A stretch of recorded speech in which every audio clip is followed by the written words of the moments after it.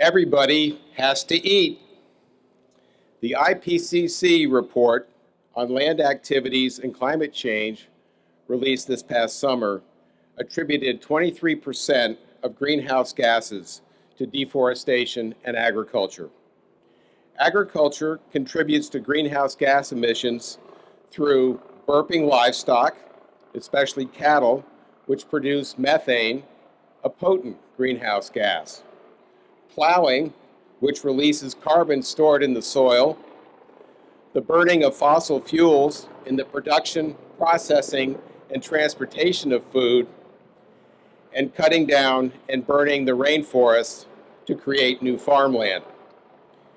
Climate change, bringing higher temperatures, droughts, intense rain events and floods, and the spread of pests and diseases, threatens to reduce crop and livestock yields, which could lead to food shortages, soaring food prices, and food refugees. Meanwhile, the global population of 7.7 billion is headed to nearly 10 billion by mid-century.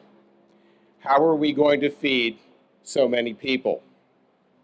Here in the United States, how much longer can we rely on a drought-prone California for the majority of our fruits and nuts and a large proportion of our vegetables?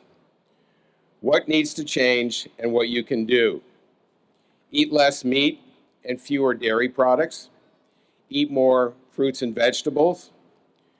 More land is used to grow food for livestock than for humans in the United States.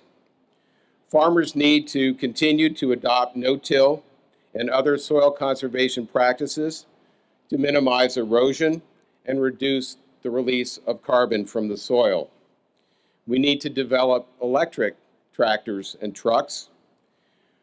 We also need to protect and preserve farmland in metropolitan areas close to consumers.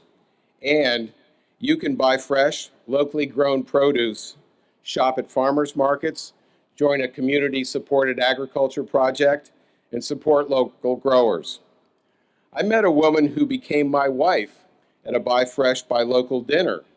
So changing my eating habits worked well for me and the planet. Bon appetit. Thank you.